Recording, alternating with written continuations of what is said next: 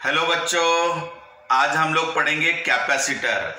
Capacitor में charging of capacitor and discharging of capacitor, ये वाला जो टॉपिक है वो जनरली बच्चों को टफ जाता है, तो इसलिए इसको बराबर ध्यान से समझना।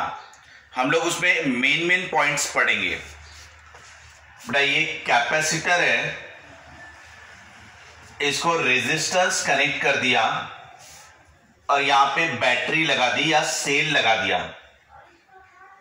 अब देखना बेटा, कैपेसिटर को हम चार्ज तो करना चाह रहे हैं with the help of cell और battery, but through the resistance capital R. ये आर रेजिस्टेंस के थ्रू, ये बैटरी का पॉजिटिव टर्मिनल, ये नेगेटिव टर्मिनल, ये हमारा जो बैटरी या सेल आप लोगे उसका ईएमएफ मान लो ई। यहां पे की दे दो क्लोज करने के लिए। अब ध्यान देना बेटा, ये जो पॉजिटिव टर्मिनल है वो इसको प्लस चार्ज सप्लाई करेगा और ये नेगेटिव टर्मिनल की वजह से यहां माइनस चार्ज सप्लाई होंगे। इसके अक्रॉस जो पोटेंशियल ड्रॉप होता है उसको V इक्वल टू IR कहते हो आप, ओहम्स लॉ। और इसके अक्रॉस जो पोटेंशियल रहता है उसको आप Q बाय C कहते हो, ये ऐसा Q डिवाइडेड बाय C। इसका जो कैपेसिटेंस है उसको C ले लो। पहले इतनी चीजें क्लियर है आपको? सेल का ईएमएफ क्या रहता है? E। ये है की, इसको आप ऑन ऑफ करने के लिए इस्तेमाल करोगे। कैपेसिटर का जो पोटेंशियल रहता है वो Q बाय C आता है, और ओहम्स लॉ के हिसाब से यहां पे जो पोटेंशियल आता है वो IR आता है। इक्वेशन कैसे बनेगा बेटा? जो सेल का या बैटरी का जो ईएमएफ रहेगा ये वाला, यानी यही जो पोटेंशियल रहेगा यही ये प्लस ये रहेगा, यानी potential across capacitor plus potential across resistor, ऐसा हो जाएगा ये। यानी अगर मैंने ये 10 वोल्ट लिया होगा तो ये इक्वल टू ये प्लस ये हो जाएगा, ठीक है ना। अब EMF equal to potential across capacitor, इसको आप Q बाय C लिखते हो, प्लस पोटेंशियल अक्रॉस रेजिस्टर, इसको IR लिखते हो आप। ये ऐसा होता आपका। क्लियर बेटा यहां तक? ये जो करंट रहता है, करंट को आप rate of flow of charge लिख सकते हो dQ बाय dt, और बाद में उसको इंटीग्रेट करके सॉल्व करना होता है आपको पूरा। बोर्ड एग्जाम में आपको इसका डेरिवेशन नहीं है, 12th बोर्ड एग्जाम में डेरिवेशन नहीं है, लेकिन एंट्रांस एग्जाम में जो क्वेश्चन आएंगे वो कैसे आएंगे वो हम लोग देखते हैं। हमारा पर्पस क्या है? कैपेसिटर को चार्ज करना। किसकी मदद से? सेल या बैटरी की मदद से। तो बेटा सबसे पहले आप की क्लोज करोगे। यहां पे 3 पॉइंट इंपॉर्टेंट है। सबसे पहला जस्ट क्लोज्ड, यानी आपने की को जस्ट क्लोज किया हुआ है, ठीक है। तो इस वक्त क्या होगा, आपको न्यूमेरिकल्स जो पूछे जाते हैं वो 3 पॉइंट पे है। की को जस्ट क्लोज किया तब क्या हुआ, की को क्लोज किए हुए बहुत समय हो गया तब क्या होगा, और की को जस्ट ओपन करोगे तब क्या होगा। इस टाइप से क्वेश्चन आपके चेंज होते जाते हैं। अब मैं की को जस्ट क्लोज करूंगा, अब मैंने की को जस्ट क्लोज किया, तो याद रखना जैसे ही क्लोज करूंगा मैक्सिमम करंट फ्लो होगा, यानी जो करंट रहेगा वो अपना मैक्सिमम लेवल पे रहेगा, ठीक है ना। सो यहां से मैक्सिमम करंट फ्लो होगा। अब अगर करंट मैक्सिमम फ्लो रहा है तो potential across resistor, potential across resistor ये आपका IR हो जाएगा, जो कि अपनी मैक्सिमम वैल्यू पे होगा। इस समय कैपेसिटर पे कोई भी चार्ज स्टोर नहीं हुआ है। चार्ज ऑन कैपेसिटर क्या है उस समय? 0, जस्ट क्लोज करते समय। तो पोटेंशियल अक्रॉस कैपेसिटर ये 0 है उस समय। यहां तक चीजें पहले क्लियर ध्यान दो।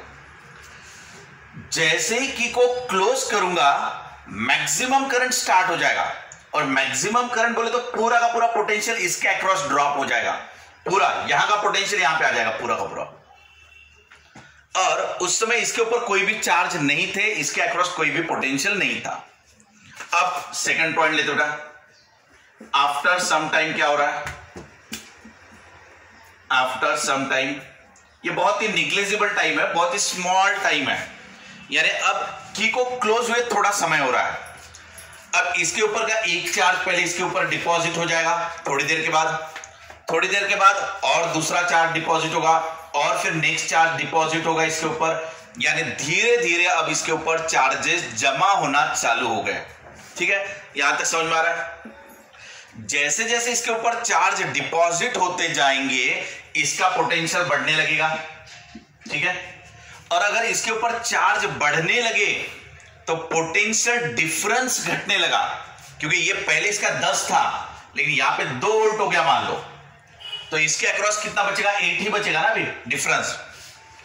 अब इसके वजह से इसके ऊपर और चार्ज चले गए मान लो, और चार्ज चले गए तो इसका पोटेंशियल और बढ़ जाएगा, यानी ये टोटल कितना था 10, ये कितना हो गया 3, तो ये कितना हो जाएगा 7। समझ में आ रहा है? यानी पोटेंशियल अक्रॉस कैपेसिटर बढ़ने लग जाएगा और पोटेंशियल अक्रॉस रेजिस्टेंस घटने लगेगा, जबकि तुम्हारा ईएमएफ तो कांस्टेंट है। ये प्रोसेस चालू हो जाएगी।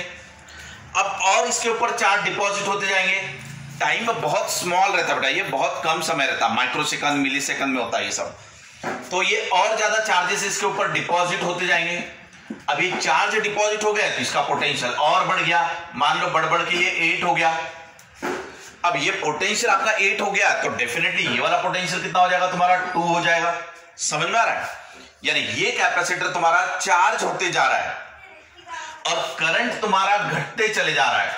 चार्ज ऑन कैपेसिटर बढ़ते जा रहा है लेकिन current flowing through the resistance या तो सर्किट ये घटते जाएगा। करंट क्यों घटेगा? क्योंकि ये पोटेंशियल डिफरेंस हो रहा है ना अभी, तो डिफरेंस कम होते जा रहा है तो करंट घटते जाएगा आपका। इसके बाद ऐसा करते करते एक स्टेज आएगा फाइनली, अब फाइनल स्टेज थर्ड ले रहा हूं, आफ्टर लॉन्ग टाइम। बेटा ये लॉन्ग टाइम का मतलब मिली सेकंड माइक्रोसेकंड में ही है। लॉन्ग टाइम का मतलब ऐसा नहीं हुआ कि 2 second 4 second 2 minute 5 minute 10 minute, ऐसा नहीं हुआ, ये माइक्रोसेकंड मिली सेकंड में होता है ये सब चीजें। अब आफ्टर लॉन्ग टाइम यानी माइक्रोसेकंड मिली सेकंड में, अब धीरे धीरे चार्ज इसके ऊपर डिपॉजिट होते होते इसका पोटेंशियल अभी बन जाएगा 10। कितना हो गया बेटा? 10 हो गया, तो इसका पोटेंशियल क्या हो जाएगा 0, यानी सेल का ईएमएफ ये पोटेंशियल अक्रॉस कैपेसिटर बन जाएगा आइडियल कंडीशन में, और पोटेंशियल अक्रॉस रेजिस्टेंस हो जाएगा 0 और करंट तुम्हारा हो जाएगा 0। समझा बेटा? ये अब ये तुम्हारा करंट 0 हो गया क्योंकि ये फुल्ली चार्ज हो गया ना, इसका पोटेंशियल और इसका पोटेंशियल सेम हो गया। जब दोनों का पोटेंशियल सेम हो गया तो करंट को स्टॉप कर देगा, तो यहां से कोई भी करंट नहीं जाएगा, इसके ऊपर चार्ज मैक्सिमम हो जाएंगे, यहां का पोटेंशियल और यहां का पोटेंशियल दोनों सेम हो जाएगा। ये चीज आ गई वहां पर, और आपका चार्ज जो है वो मैक्सिमम लेवल पे पहुंच गया। यानी चार्ज यानी क्या? Q इक्वल टू CV यानी C इंटू E। ये हमें चार्ज का फॉर्मूला पता है, C इंटू V, और V is nothing but E, तो हमारा चार्ज मैक्सिमम कितना हुआ? C इंटू E, ये Q मैक्स आ गया। बेटा ये तीनों कंडीशन मैंने आपको जो पढ़ाया ये पूरे आपके ऑब्जेक्टिव क्वेश्चन है, न्यूमेरिकल्स में काम आने वाली चीजें हैं। इन सभी चीजों को आप बहुत ध्यान से देखना, यानी की को जस्ट क्लोज किया तब क्या हो रहा है वो समझना वापस से, की को क्लोज किए थोड़ा समय हुआ तब क्या होते रहता, और की को क्लोज कब किए हुए काफी समय हो गया तब क्या होता। इन चीजों पे ही आपके बहुत से ऑब्जेक्टिव क्वेश्चन घूमते हैं। ठीक है, तो आपको ये पॉइंट्स बहुत अच्छे से दिमाग में रखना है। अब इसके अंदर बेटा आपके 6-7 ऑब्जेक्टिव क्वेश्चन और न्यूमेरिकल सॉल्व करने की ट्रिक्स थी ये सब। अब हम जाएंगे फॉर्मूले पे।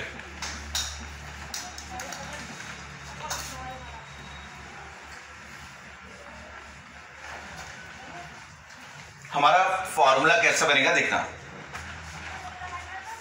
बेटा। ये कैपेसिटर के ऊपर शुरू में चार्ज कुछ भी नहीं थे, अब मैंने सेल लगाया, यही डायग्राम वापस से बना रहा हूं, देखना बेटा। इसका ईएमएफ क्या है? ई, ये प्लस है ये माइनस है। अब धीरे धीरे इसके ऊपर चार्ज डिपॉजिट होते जाएंगे, तो टी समय पर, ध्यान से सुनना यहां पर, टी समय पर कैपेसिटर के ऊपर क्यू चार्ज आ गए, ऐसे मैंने मान लिया। तो बेटा ये दोनों चीजें क्या हो गई, वेरिएबल। आप समझना बराबर ये कि क्योंकि टाइम आपका वेरी हो रहा है। पहले ऐसा मान लो 1 सेकंड, 2 सेकंड, 3 सेकंड, 4 सेकंड, वैसे माइक्रो सेकंड, मिली सेकंड में रहेगा ये। तो जैसे 1 सेकंड में क्या हुआ, 2 सेकंड में क्या हुआ, 3 सेकंड में क्या हुआ, यानी उस समय पे इसके ऊपर कितना कितना चार्ज डिपॉजिट हो रहा है, वो ये चीजें हो गई। So both are the variables. 2 second के बाद कितना चार्ज डिपॉजिट हुआ, 3 सेकंड के बाद कितना चार्ज डिपॉजिट हुआ इसके ऊपर, ठीक है। Now what is the Q not, बेटा क्यू नॉट यानी क्या, मैक्सिमम चार्ज। और ये मैक्सिमम चार्ज आपको कब मिलता है ये आपको पता रहना चाहिए। मैक्सिमम चार्ज कब मिलता है, जब यहां का करंट जीरो हो जाता और यहां का ईएमएफ यानी यहां का ईएमएफ हो जाता पोटेंशियल। जब दोनों का पोटेंशियल सेम हो जाता और ये करंट जीरो बन जाता, यहां का पोटेंशियल जीरो हो जाता और पूरा का पूरा यहीं पे आ जाता, तब आपका Q equal to C into V यानी C इंटू ई, ये आपका मैक्सिमम हो गया। 3-4 चीजें आपको क्लियर रखना है बेटा। ईएमएफ है अपना ई सेल का, T समय पे कितना चार्ज डिपॉजिट होगा इसका फॉर्मूला ले लेते हैं। Q equal to Q not 1 minus e to the power of minus small t divided by tau, ये आपका फॉर्मूला है। किस चीज का फॉर्मूला है ये आपका, चार्जिंग ऑफ कैपेसिटर का। चार्जिंग ऑफ कैपेसिटर, कैपेसिटर को आप चार्ज तो कर रहे हो लेकिन किसके थ्रू, रेजिस्टेंस के थ्रू, ठीक है ना। तो चार्जिंग ऑफ कैपेसिटर, कैपेसिटर को चार्ज करना थ्रू द रेजिस्टर, इसका फॉर्मूला क्या है, Q equal to Q not 1 minus e to the power minus small t by tau. बेटा आप इसको कम से कम 10-15 बार अच्छे से लिख के याद कर लेना पहले इसको। इसका डेरिवेशन भी है लेकिन हमें डेरिवेशन की कोई जरूरत नहीं है, वो करने जाएंगे तो 10-15 मिनट अलग से लगेंगे। तो इस फॉर्मूले को क्या करना, आप 10-15 बार लिख के फॉर्मूले को अच्छे से याद कर लेना और फॉर्मूले के टर्म्स पता रखना, टर्म्स के मीनिंग। जैसे ये Q क्या है बेटा, T समय के बाद, ये ऊपर वाला T स्मॉल t समय के बाद कितना चार्ज कैपेसिटर पे रहेगा उसका ये फॉर्मूला है। और यहां पे Q नॉट का मतलब है मैक्सिमम चार्ज, और बेटा मैक्सिमम चार्ज है आपका C इंटू ई, ये कंडीशन मैंने एक्सप्लेन किया है आपको। और what is the tau, tau is nothing but CR, और CR यानी इसी को कहते हैं टाइम कांस्टेंट, ये आपका टाइम कांस्टेंट हुआ। सो tau is nothing but time constant, उसका फॉर्मूला रहता CR। अब इसको टाइम कांस्टेंट ही क्यों कहते हैं, CR को हम टाइम क्यों कह रहे हैं, देखना। C यानी क्या रहता है अपना formula, Q by V, C का फॉर्मूला यानी Q by V into resistance. अब ये Q ले लिया, V equal to ohm's law IR into R, बराबर स्टेप समझ लो आप। CR को हम लोग टाइम क्यों कहते हैं उसका एक्सप्लेनेशन ले रहे हैं। तो C यानी Q बाई वी ले लिया, V की जगह IR ले लिया, RR कैंसिल हो गया, क्या बचा बेटा हमारा Q बाई I। अब Q डिवाइडेड बाय करंट यानी क्या, चार्ज अपॉन टाइम, करंट यानी चार्ज अपॉन टाइम, तो ये Q हो गया, टाइम हो गया, डिवाइडेड बाय Q हो गया। आपका Q कैंसिल हो जाएगा तो क्या बचेगा आपका, टाइम बचा। सो टाइम का यूनिट क्या रहता अपना, सेकंड, उसका डायमेंशन क्या रहता अपना T। तो इसीलिए CR को जब आप सॉल्व करते हो तो फाइनली सिर्फ टाइम बचता है, इसीलिए CR को टाइम कांस्टेंट कहा जाता। बाद में आपको टाइम कांस्टेंट निकालने की भी क्वेश्चन है, tau is a time constant. तो हमारा फॉर्मूला हमने लिख लिया अभी।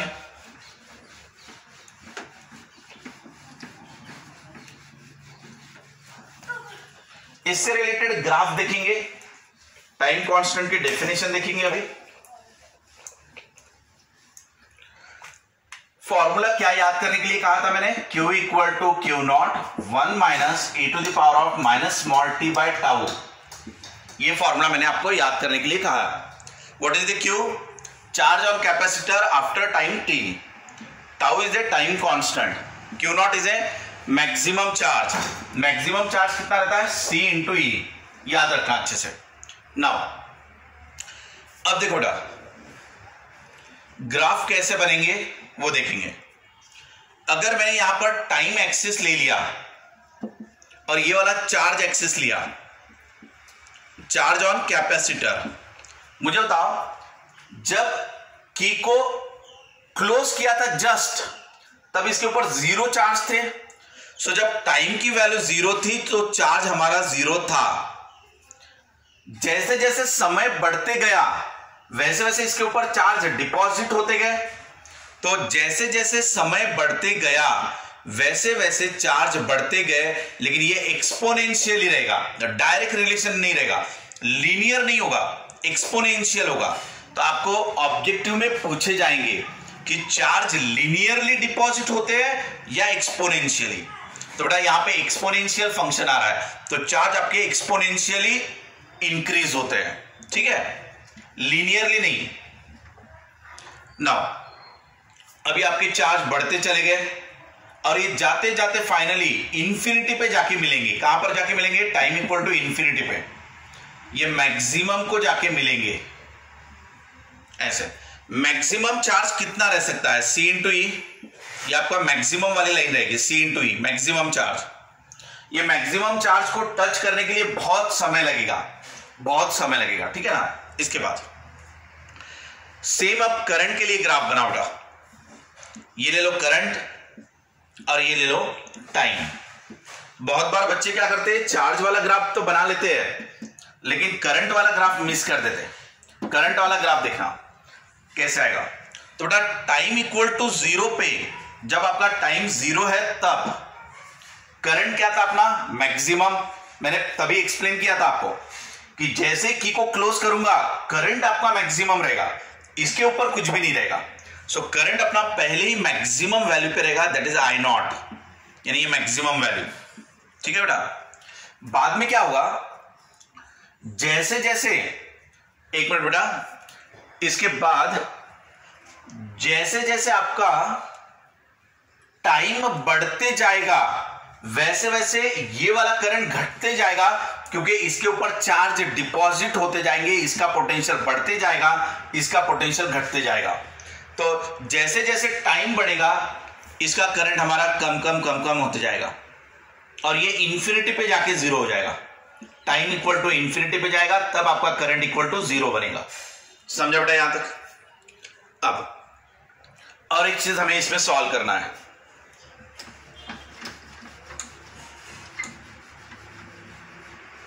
आपको ग्राफ आने चाहिए। तो चार्जिंग ऑफ कैपेसिटर में कैपेसिटर चार्ज होते जा रहा है लेकिन करंट आपका घटते जा रहा है, ठीक है ना। इसके बाद अब मैं कंडीशन ले रहा हूं, if t equal to tau. मैंने ऐसे कंडीशन लिया, कौन सी कंडीशन लिया मैंने? t equal to tau.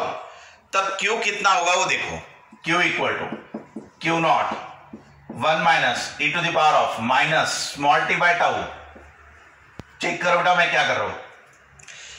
मैंने कहा कि अगर मैं टाइम इक्वल टू टाउ ले लूं तो उस समय चार्ज कितना रहेगा वो निकालूंगा। तो मैंने टाइम के जगह पे टाउ ले लिया, यानी टाइम कांस्टेंट। तो टाउ टाउ कैंसिल हो जाएगा, यानी q equal to q not 1 minus e to the power of minus 1 हो जाएगा। अब 2-3 चीजें याद रखना बेटा। या आपका टाउ टाउ कैंसिल हुआ तो -1 बचा यहां पे, यहां बाजू में मैं लिख देता हूं बेटा। e की वैल्यू जो रहती है स्मॉल e एक्सपोनेंशियल फंक्शन, उसकी वैल्यू रहती है 2.718। e की वैल्यू कितनी है? 2.718। और 1/e अगर रहा तो उसकी वैल्यू होती है 0.368। कितनी है उसकी वैल्यू? 0.368। और अगर उसको 1 माइनस 1/e कर दो तो ये आ जाएगा 0.632।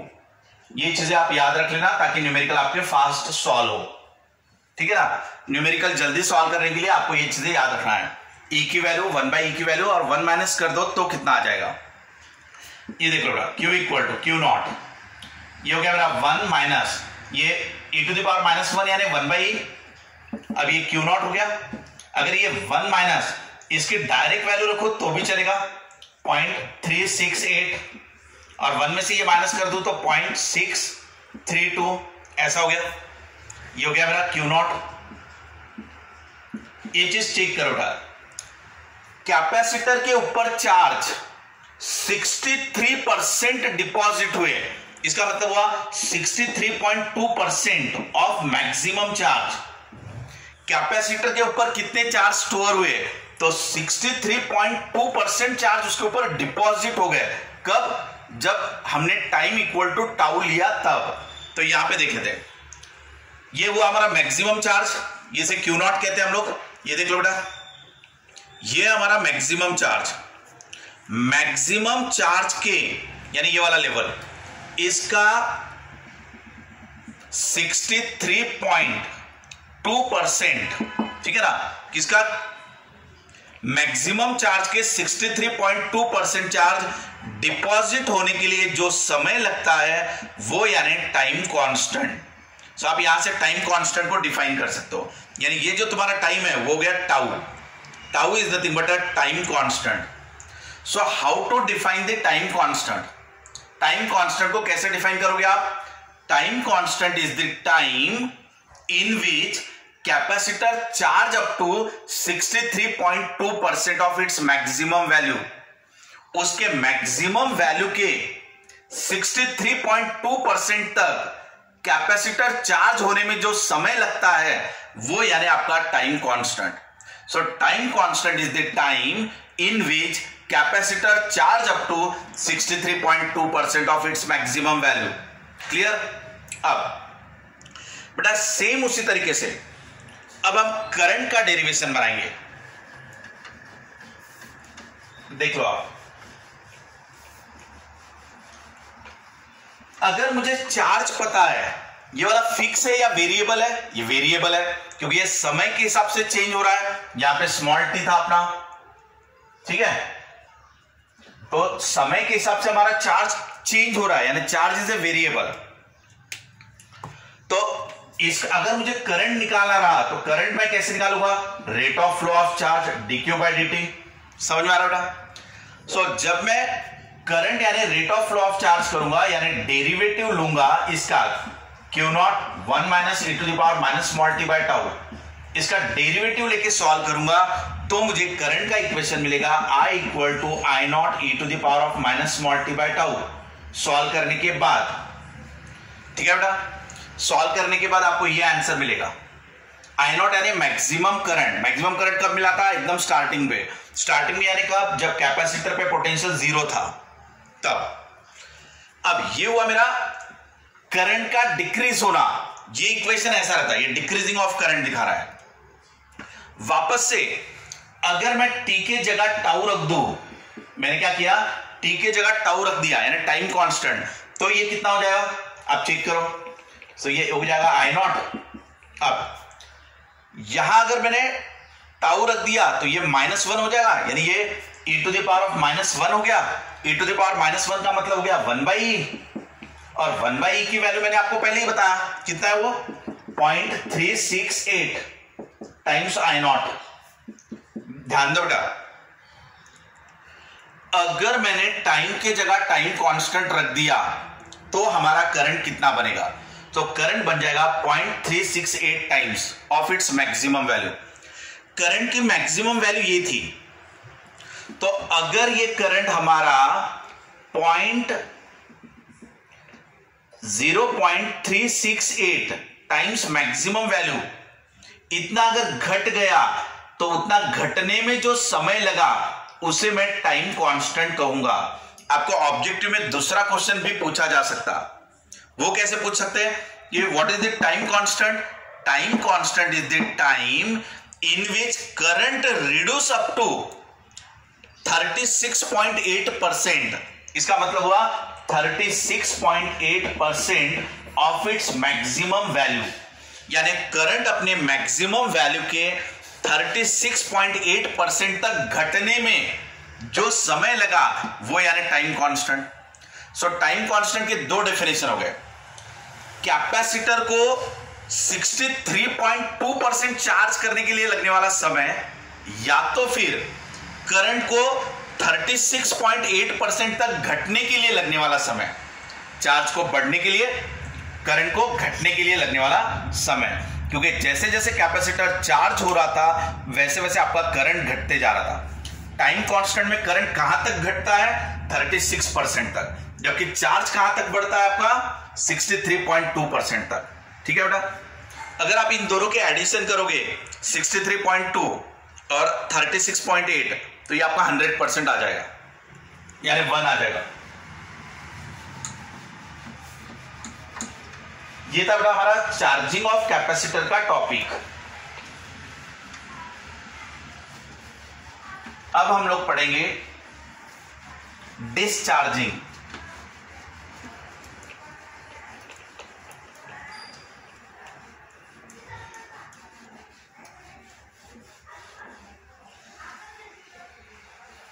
ध्यान देना अच्छे से बेटा। अब एक कैपेसिटर लिया जो पहले से ही चार्ज है, ठीक है ना, कैपेसिटर पहले से ही चार्ज था हमारा, उसका पोटेंशियल था V, और इसको डिस्चार्ज किया थ्रू दी रेजिस्टेंस R। यहां पे आप की ले लो, ठीक है बेटा। अब हम कैपेसिटर को डिस्चार्ज करना चाहते हैं, उसमें से चार्ज को निकालना चाहते हैं, किसके थ्रू? रेजिस्टेंस के थ्रू। अब इसमें क्या होगा देखा, पहला पॉइंट ऐसे ले लेते हैं कि की को जस्ट क्लोज करो, यानी की जो है वो जस्ट क्लोज की कंडीशन में ले रहे हो आप। अब जैसे की को जस्ट क्लोज करोगे उस समय आपका करंट मैक्सिमम लेवल पे रहेगा, क्योंकि इसके ऊपर चार्ज भी मैक्सिमम है ना, चार्ज और कैपेसिटर जो था वो भी मैक्सिमम था, ठीक है, चार्ज मैक्सिमम था और उस वजह से करंट आपका मैक्सिमम फ्लो होगा। अब और इस समय पोटेंशियल अक्रॉस रेजिस्टेंस ये भी मैक्सिमम लेवल पे रहेगा, V equal to IR formula होता है, ये भी अपना मैक्सिमम लेवल पे रहेगा। Point number 2, after some time, कुछ समय के बाद क्या होगा, कैपेसिटर पे का चार्ज डिक्रीज होते जाएगा, चार्ज डिक्रीज होते जाएगा, charge is going on decreasing, so potential across capacitor ये भी आपका डिक्रीज होते जाएगा। समझ में आ रहा है बेटा? क्योंकि थोड़ी देर के बाद ये अपना चार्ज इसको दे रहा है ना, करंट इसको दे रहा है, तो आपका ये जो चार्ज है इसके ऊपर के वो कम कम होते जाएंगे, इसका पोटेंशियल कम कम होते चले जाएगा, और जो करंट फ्लो कराने की ताकत थी वो करंट भी आपका डिक्रीज होने लगेगा, यानी तीनों की तीनों चीजें घटने लगेगी। इसके जैसे जैसे समय बीतते जाएगा ये डिस्चार्ज होते जाएगा, इसमें के चार्ज खत्म होते जाएंगे, अगर इसके चार्ज कम हो गए तो इसका पोटेंशियल कम होगा और करंट फ्लो कराने की एबिलिटी भी कम होगी, और करंट कम होगा तो पोटेंशियल अक्रॉस रेजिस्टेंस ये भी डिक्रीज होगा, ठीक है बेटा, ये सभी चीजें घटने लगी। Now third, after long time, again long time का मतलब वही हुआ माइक्रोसेकंड मिलीसेकंड में ही रहता ही है। अब बहुत समय के बाद आपका कैपेसिटर क्या हो जाएगा, डिस्चार्ज, यानी चार्ज ऑन द कैपेसिटर क्या हो जाएगा, 0, लेकिन कितने समय में, इन्फिनिटी समय में, इन्फिनिटी मान लेंगे, क्योंकि पूरी तरीके से 0 होते ही नहीं है। इन्फिनिटी का मतलब यह होता है कि पूरी तरीके से 0 नहीं होते, कुछ ना कुछ बचा रहता थोड़ा सा। उसके बाद current flowing through the resistance ये भी 0 हो जाएगा, ये सब 0 हो जाएगा आपका after time equal to infinity. अब आप ग्राफ बनाओ बेटा, चार्ज का और टाइम का, करंट का और टाइम का, इनका ग्राफ बनाएंगे हम लोग। मुझे बताओ, स्टार्टिंग में इसके ऊपर चार्ज कितने थे, मैक्सिमम, यानी ये मैक्सिमम लेवल पे था, यानी ये मैक्सिमम बोले तो Q0। बाद में धीरे धीरे इसके चार्ज खत्म होते जाएंगे, ये चार्ज कम कम कम कम होते चले गए एक्सपोनेंशियली, और जब इन्फिनिटी पे जाओगे तब जाके चार्ज आपका 0 बनेगा, यानी कुछ ना कुछ चार्ज बचा रहता है, बहुत समय के बाद भी कुछ ना कुछ तो चार्ज बचा रहता है, ये इसका मतलब हुआ। सेम उसी तरीके से स्टार्टिंग में ही करंट बहुत ज्यादा जा रहा था, क्योंकि इसके पास चार्ज बहुत ज्यादा थे स्टार्टिंग में, चार्ज बहुत ज्यादा है तो करंट बहुत ज्यादा थे स्टार्टिंग में, धीरे धीरे इसके चार्ज कम होंगे, धीरे धीरे इसका करंट कम होगा, तो इसमें करंट भी अगेन डिक्रीज ही हो रहा है। स्टार्टिंग में मैक्सिमम था I0 और ये भी एक्सपोनेंशियली कम कम हो रहा है, और टाइम जब इंफिनिटी होगा तब आपका करंट 0 हो जाएगा आफ्टर लॉन्ग टाइम। क्लियर? इसके बाद अब जाएंगे बेटा इक्वेशन पे, ये वाले पॉइंट्स अच्छे से पता रखना।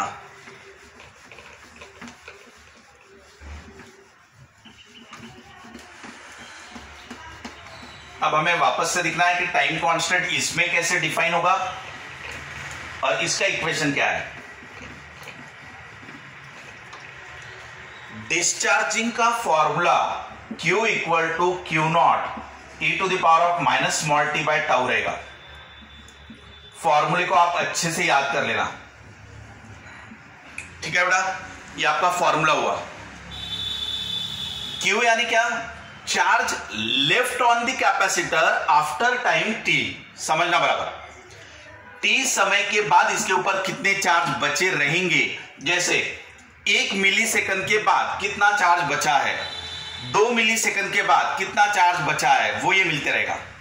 Q not is maximum charge यानी इनिशियल वाला, टाइम इक्वल टू 0 पे जो मैक्सिमम चार्ज थे वो, और E इज एक्सपोनेंशियल फंक्शन जिसकी वैल्यू 2.718 है, और tau is a time constant. Again time constant is a CR, ठीक है, ये याद रख लेना। अब हम लोग करते हैं if t equal to tau ले लूंगा तो Q इक्वल टू कितना हो जाएगा, Q not e to the power of -1 ऐसा हो जाएगा, यानी Q not e to the power -1 यानी 1/e की वैल्यू कितनी है 0.368 Q नॉट। यानी इसका मतलब क्या हुआ कि अगर हमने टाइम इक्वल टू टाउ लिया तो उस समय में हमारे चार्ज कितने बचेंगे, तो 36.8% चार्ज बचेंगे। समझा बेटा, of its maximum value. So again यहां पे टाइम कांस्टेंट कैसे डिफाइन होगा, तो time constant is the tau, ठीक है। Time constant is the time in which charge reduced up to 36.8% of its maximum value. तो इसमें वापस से ऐसे ही डिफाइन हो रहा है। सेम उसी तरीके से करंट का फॉर्मूला, करंट का भी फॉर्मूला लोगे तो वो वैसा ही आएगा, I not e to the power minus small t by tau. और इसमें भी टाइम कांस्टेंट को कैसे डिफाइन करोगे, तो time constant is the time in which current reduced up to 36.8% of its maximum value. Same इसी तरीके से करंट और चार्ज दोनों भी डिफाइन होंगे। अब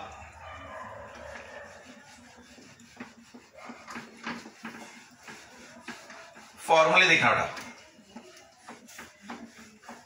अगर हमने चार्जिंग का फॉर्मूला कहा, चार्जिंग का मतलब चार्ज बढ़ते जाना, यानी चार्ज बढ़ते जाना, यानी बोले तो ऐसा चार्जिंग, तब हमारा फॉर्मूला रहा है Q equal to Q not 1 minus e to the power minus small t by tau. ये चार्जिंग के वक्त का है। और जब डिस्चार्जिंग आ रहा है, डिस्चार्जिंग, तो हमारा फॉर्मूला बन रहा है Q equal to Q not e to the power of minus small t by tau. Discharging के लिए ऐसा आ रहा है। चार्जिंग के लिए बोले तो फॉर्मूला बड़ा है, डिस्चार्जिंग का तो फॉर्मूला छोटा हो जा रहा है, कम हो रहा है। ऐसे भी आप याद रख सकते हो। चार्जिंग यानी बढ़ाना है हमको, फॉर्मूला बड़ा है अपना, ठीक है ना। डिस्चार्जिंग यानी घट रहा है, ये छोटा फॉर्मूला है अपना। इसी तरीके से अगर करंट के बारे में सोचो तो बेटा करंट दोनों भी केस में, चार्जिंग रहे या डिस्चार्जिंग रहे, दोनों भी केस में करंट आ रहा है I not e to the power minus small t by tau. ये ऐसे करंट दोनों भी केस में घट ही रहा था, चार्जिंग ऑफ कैपेसिटर रहे या डिस्चार्जिंग ऑफ कैपेसिटर रहे, दोनों भी केस में करंट आपका घट ही रहा था, ये वाला। उसके बाद टाइम कांस्टेंट यानी क्या रहा, तो बढ़ती हुई चीज के लिए रहा तो 63.2%, और घटती हुई चीज के लिए रहा, जैसे कोई चीज घट रही होगी तो रहेगा 36.8%। इस तरीके से आप टाइम कांस्टेंट को डिफाइन करोगे। क्लियर?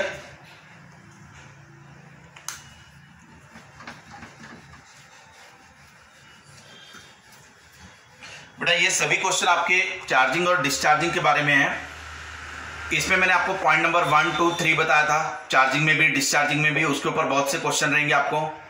चार्जिंग का मतलब सिर्फ चार्ज ही पूछेंगे ऐसा नहीं है, करंट भी पूछ सकते हैं। दोनों भी केस में करंट डिक्रीज भी हो रहा था, याद रखना अच्छे से।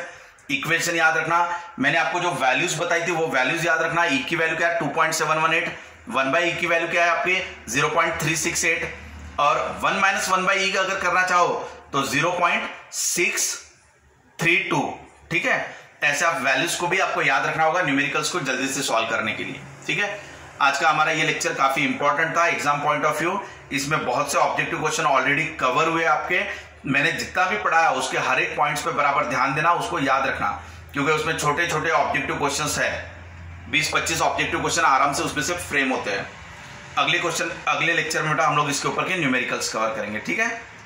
और पिछले जितने भी वीडियोस मैंने बनाए हैं कैपेसिटर पे, वो पूरे आप अच्छे से देखना, सीक्वेंस से देखते चलो। Thanks to all of you.